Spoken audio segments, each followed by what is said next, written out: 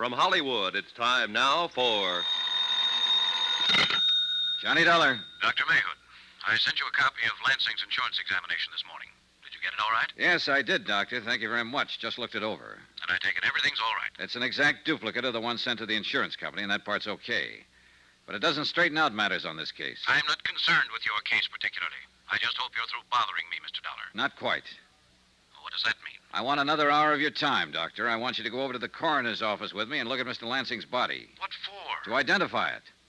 I've got to know if he's the man you examined or not. About an hour? Doctor, I can get an injunction. All right.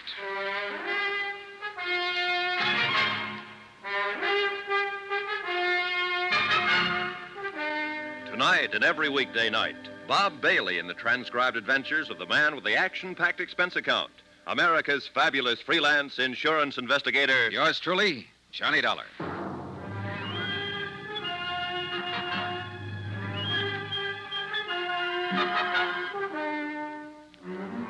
Expense account submitted by Special Investigator Johnny Dollar. Location, Tucson, Arizona.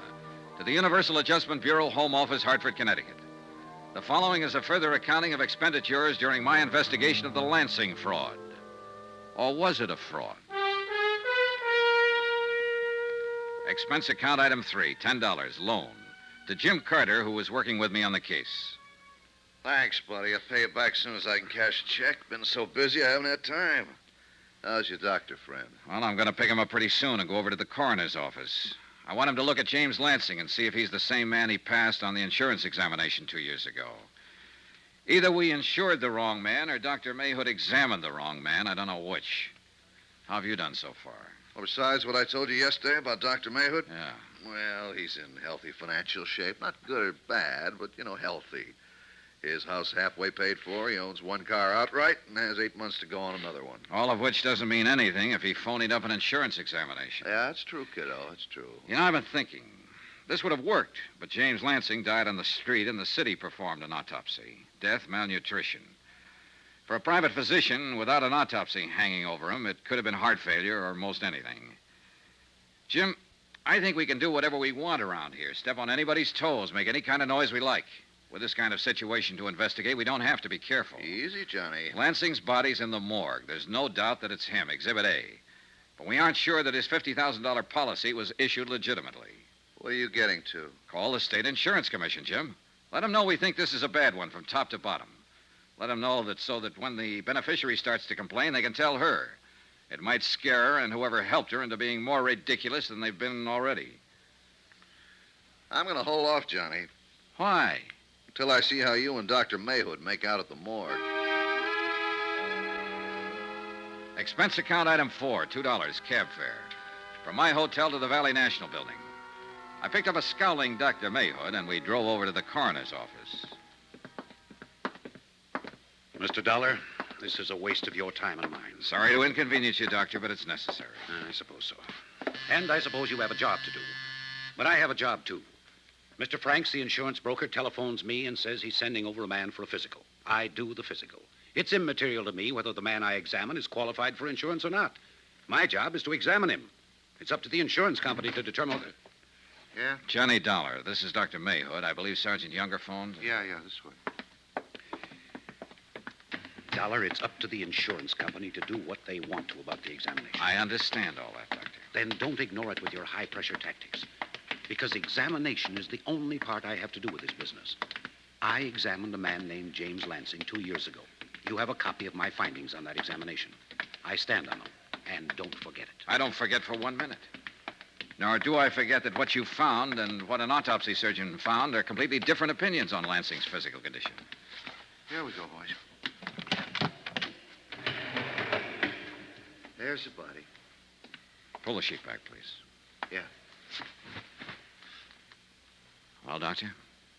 I called my lawyer after you called me today.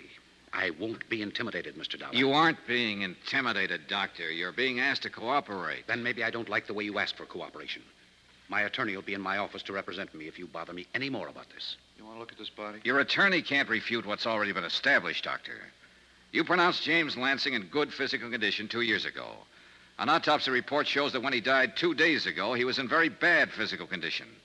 So bad that 2 years ago he couldn't possibly have gone through a careful examination in your office without some of the symptoms being detected by you. Where is your medical degree and what Oh, responsibility? why don't you shut up and take a look and tell me if you've ever seen this man before? I won't be spoken to that way. Just a minute. I'll get an injunction and I'll charge malpractice and negligence if I have to. Oh? On what grounds? You're being stupid, Doctor. All you have to do is look at that corpse and tell me if he's the man you examined in your office 2 years ago. Well? I don't know whether I've seen this man before or not. Well, does he look familiar in any way? I can't say. I might have examined this man. I don't know. This is James Lansing, Doctor, the name you filled in on your physical examination for the insurance. I know that. Is this the man you examined? I don't know. I honestly don't know. It was 2 years ago. If I see a man for 3 hours in the course of a physical examination, am I expected to remember his face or any details about him 2 years later? Is there any way you can determine whether or not this is the man you examined in your office? No. Not that I know of. Is there any way you can determine it? Believe me, Doctor, I can try.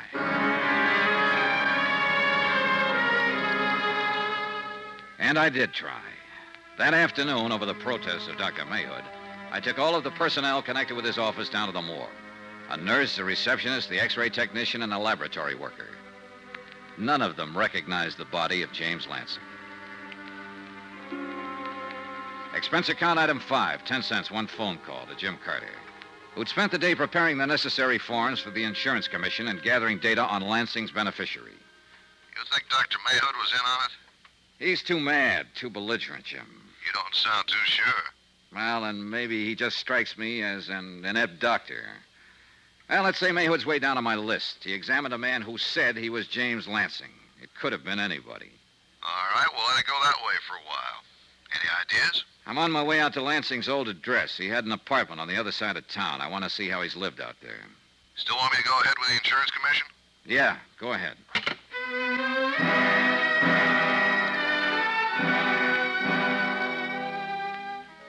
The manager at James Lansing's apartment house happened to be a woman named Anita Regan. She also happened to be willing to go back down to the coroner's office with me and view the mortal remains.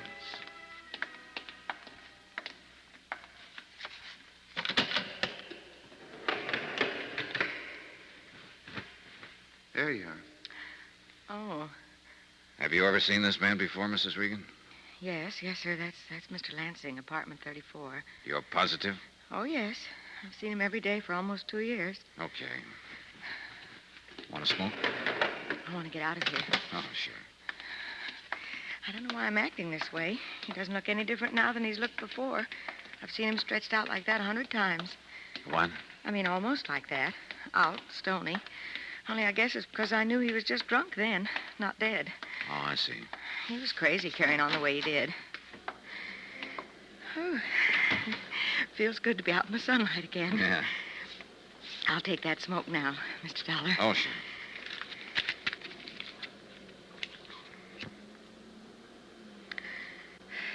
Thank you. Oh, Mr. Lansing used to get up around 10 every morning. He'd look awful, but he was always kind of nice, polite, you know. He'd be regular as clockwork. He'd walk past my door and tip his hat and go right down to the store and come back in a little while with a sack of groceries, a bottle of milk for his cat, and some donuts for himself, and some booze. Uh-huh. And then he'd just lock himself up in his apartment and stay there all day, drinking. Real alcoholic, huh? Well, I'd say so. At least I wasn't surprised he starved to death. You can't live on whiskey. He was fried to the ears by noon every day, as long as I knew him. Mr. Lansing didn't work then. Well, I think he tried to sell real estate once, a long time ago. Oh? But how could he? I understand he was a retired engineer or something like that. He pay his rent? Oh, yes. Always seemed to have enough money to get along. Did he have any family, Mrs. Regan? Well, I know he's got a sister living in town somewhere. What about his friends? He seemed to do all his drinking alone. Say, you're from the insurance company. You should know about his family. Apparently, there are a lot of things we don't know. Hmm? A man named James Lansing moved into your apartment house 2 years ago. He didn't work, but he had enough money for his rent and his liquor. He also had enough money to buy some expensive insurance. Very expensive. Somehow, he passed an insurance examination, and then he suddenly died. No one, nothing. Just one beneficiary. Mr. Dollar, You don't suppose somebody just gave him enough money to get along so he'd drink himself to death, do you? That's one way of looking at it, Mrs. Regan. Oh, that poor man. That poor man.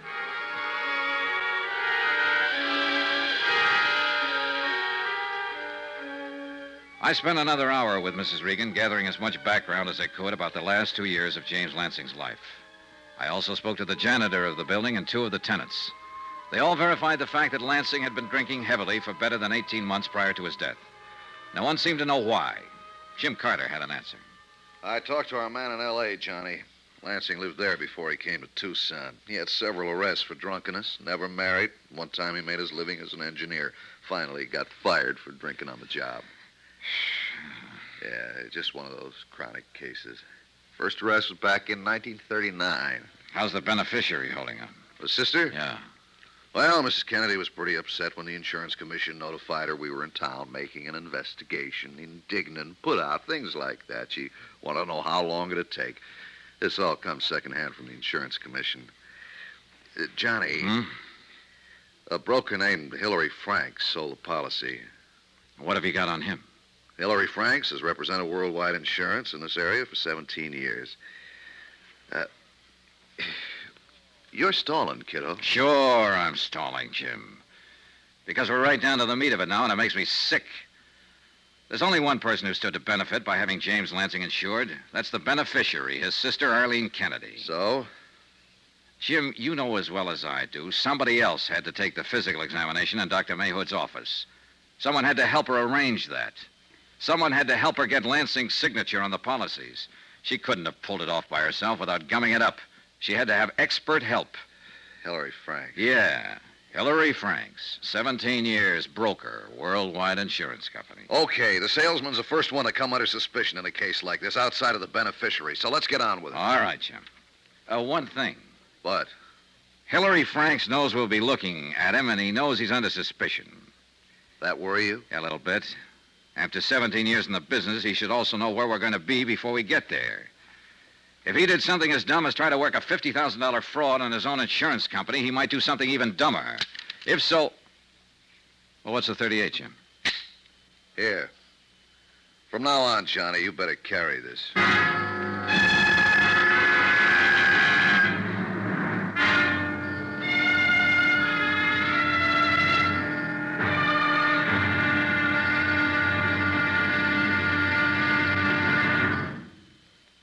There'll be another intriguing episode of the Lansing fraud tomorrow. Tomorrow?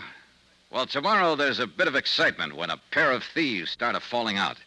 Matter of fact, a lot of excitement. Join us, won't you? Yours truly, Johnny Dollar.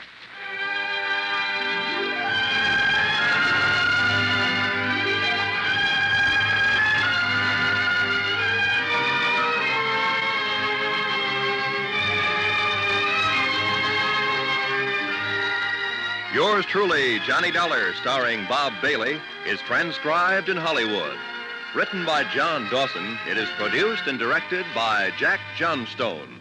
Be sure and join us tomorrow night, same time and station, for the next exciting episode of Yours truly, Johnny Dollar. Roy Rowan speaking.